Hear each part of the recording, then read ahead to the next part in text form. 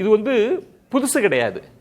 நான் தயாராக இருக்கிறேன் அப்படின்னு ஓபிஎஸ் சொல்கிறதோ, இபிஎஸ் அதுக்கு வாய்ப்பு இல்லைன்னு சொல்கிறது புதியது கிடையாது. ஆனால் இதுக்குள்ளே இருக்கிற நம்ம பேச வேண்டிய விஷயம், தினகரன் சேர்ந்த பிறகு அவர் அழைப்பு விடுக்கிறார். தினகரன் என்டிஏவுக்கு வாங்கன்றாரு. அப்போ ஒரு சூடு பிடிக்குது, ஒருவேளை என்டிஏக்குள்ளே ஒரு போயிடுவாரோ அப்படின்னு. ஆனால் திரும்பவும் பழைய பொசிஷன் தான்.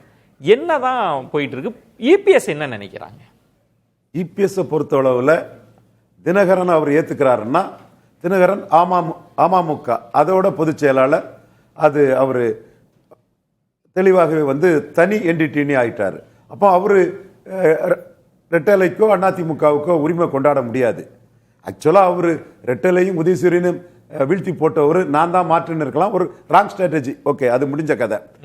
ஓபிஎஸ் பொறுத்தளவில் ரெட்டை தலைமையா இருந்தாங்க, ரெண்டு பேரும் ரெட்டையில கையெழுத்து போட்டாங்க. அது தொடர்பான ஒரு கேஸ் இன்னைக்கும் தேர்தல் ஆணையத்தில் இருக்கு. 4 வாரத்தில் முடிக்கணும்னு எடப்பாடி பழனிசாமி சொன்னார். என்ன, எடப்பாடி பழனிசாமி 20 விழுக்காடு வாக்குகள் அவரை நம்பி எடுத்த ஒரு தலைவர் தான். மோடி அவரை மதிக்கிறாரு, அமித்ஷா ரொம்ப மதிக்கிறாரு. மோடி சிஎம் கேண்டிடேட் யாருன்னு சொல்லாமலே எடப்பாடியை நல்ல விதமா மதிக்கிறாரு. என்றாலும் அவர் நினைச்சது மாதிரி 4 வாரத்தில் நீதிமன்றம் தேர்தல் ஆணையத்துக்கு ஒரு ரிட் ஆஃப் மேண்டமஸ் உடனே முடியும்னு சொல்ற மாதிரி ஒரு சூழ்நிலை வரல. அது இன்னும் இழுத்துக்கிட்டு தான் இருக்குது. அந்த வழக்கு தொடர்பா அது இன்ஃபெக்ஷஸ் ஆகி போச்சு. ஒரு தடை இல்லாம ரெட்டலை எடப்பாடி பழனிசாமி கொடுத்துட்டு இருக்கிறாரு. மக்களவை தேர்தலில் கொடுத்தாரு, விளவங்கோடு இடைத்தேர்தலில் கொடுத்தாருங்கிறதெல்லாம் உண்மையாக இருந்தாலும் கூட அந்த வழக்கு தொடர்பாக என்ன நடக்குமோன்னு தனக்கு தலைக்கு மேல ஒரு கத்தி தொங்குறதாட்டு எடப்பாடி பழனிசாமி கருதுறாரு. ஓபிஎஸ்க்கு நம்பிக்கை இழந்தாலும் நமக்கு இதுல ஏதாவது ஒரு ஹோப்பு, ஒரு ரிமோட் ஹோப்பு வந்துரும்ங்கிற ஒரு நம்பிக்கையும் ஓபிஎஸ்க்கு இருக்குது. அதனால ஓபிஎஸ் அதுல காம்ப்ரமைஸ் பண்ணி அதை விட்டுக்கிட்டு ஒரு முடிவு எடுக்கிறதுல அவர் யோசிக்கிறார். ஒரு முறைக்கு பல முறை யோசிக்கிறார் ஓபிஎஸ். நீங்க கவனிக்கிற இடம் திமுகவுக்கு போயிடுவாரு அப்படின்னு சொல்லப்பட்டது. திரும்ப என்னன்னா, இல்ல ஒரு என்டிஏவுக்கு போறாரு அப்படின்னு சொல்லப்பட்டது. அப்புறம் இல்ல ஒரு காம்ப்ரமைஸ் நடந்துருச்சு, அதிமுகக்குள்ளேயே போறார், இப்படி நிறைய ஹேஷியங்கள்லாம் இருந்தது. ஆனா இது நாள் வரைக்கும் ஓபிஎஸ் என்ன சொல்லிட்டு இருந்தாங்கன்னா, நான் கூட்டணி குறித்து ஜனவரியில் அறிவிக்கிறேன், 15ஆம் தேதி அறிவிக்கிறேன் அப்படின்லாம் சொன்னவ சட்ட போராட்டம் தொடரும்ன்றாரு. தேர்தலில் போட்டியிடுவது குறித்து முடிவெடுக்கல அப்படின்னா கிட்டத்தட்ட திருமதி சசிகலா மாதிரி ஒதுங்கி இருக்கிற ஆப்ஷன். சசிகலாவுக்கு எந்த ஹோல்டும் இல்ல, அது முடிஞ்சது. சசிகலா அவங்களாட்டே பிரிசனரா பாஸ்டா இருந்துகிட்டு சில கிளைம் வச்சிருக்கிறாரு. இவருக்கு ஒரு ரிமோட் ஹோல்டு இருக்குது. அது ஹோல்டு இருக்கிறதுனால தான் 4 வாரத்தில் முடிங்கன்னு எடப்பாடி போறாரு. போய் 12-16 வாரம் ஆகுது. பாஜகவும் அதை எடப்பாடிக்கு எதிராக ஒரு ஹோல்டா வச்சிருக்கிறதுக்கு வாய்ப்பு இருக்குது. அமித்ஷா என்ன ஸ்ட்ராட்டஜி பண்றாரு, அமித்ஷா மீறி over the head of Amit Shah Modi என்ன செய்வாருங்கிறத நம்ம பல விஷயத்துல பார்த்துட்டோம்.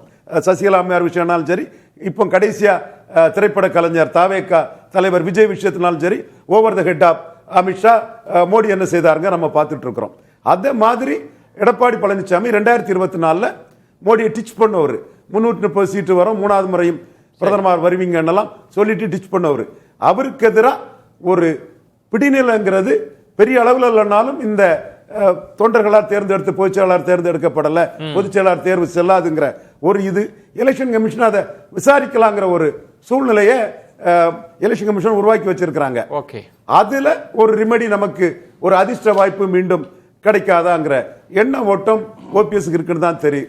அதுல சார், நீங்க இப்ப என்ன கூட்டணி குறித்து என்ன செய்ய போறீங்கன்ற ஒரு கேள்விக்கு ஒரு பதில் சொல்ல வேண்டாமா? தேர்தலில் போட்டியிடுவது குறித்தே நான் இன்னொன்னா, அப்ப என்ன ஒதுங்கி இருக்க போறீங்களா, இல்ல என்ன பண்ண போறீங்கன்னு கேள்வி இருக்குல்ல. திமுகவில் அவருக்கு ஆஃபர் இருக்குது. அந்த ஆஃபரை ஏத்துக்கிட்டு அவர் திமுகவுக்கு போனா எடப்பாடி ஃப்ரீ ஆயிடுவாரு.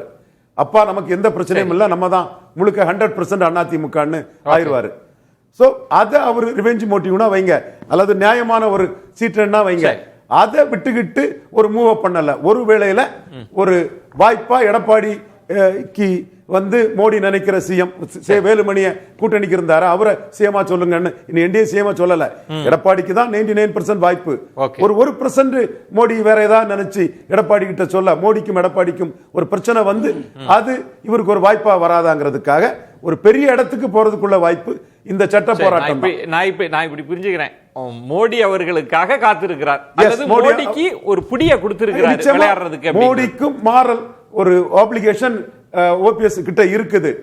ஓபிஎஸ் கிட்ட அன்னைக்கு நீங்க துணை முதல்வர் ஏத்துக்கிடுங்க, கட்சி நீங்க அவருக்கு ஆட்சின்னு வேண்டாம், நீங்க துணை முதல்வர் ஏத்துடுங்கன்னு 50-50 மோடி சொன்னதை கேட்டதுனாலதான் ஓபிஎஸ்க்கு இன்னைக்கு இந்த நிலைமை. சோ ஒரு மாரல் ஒப்ளிகேஷன் மோடிக்கு இருக்குது. முடிஞ்சா சந்தர்ப்ப சூழ்நிலை வந்தா ஏதாவது ஹெல்ப் வராதா, பெரிய லெவல் ஹெல்ப் வராதான்னு ஓபிஎஸ் எதிர்பார்க்கிறாரு. அப்படி ஒரு சூழ்நிலை வரக்கூடாதுங்கிறதுல இபிஎஸ் தெளிவா இருக்காது, அவுட் ரைட்டா அடிச்சிட்டாரு. சோ பாப்போம் அடுத்து என்ன மூவ் பண்ண போறாருன்னு.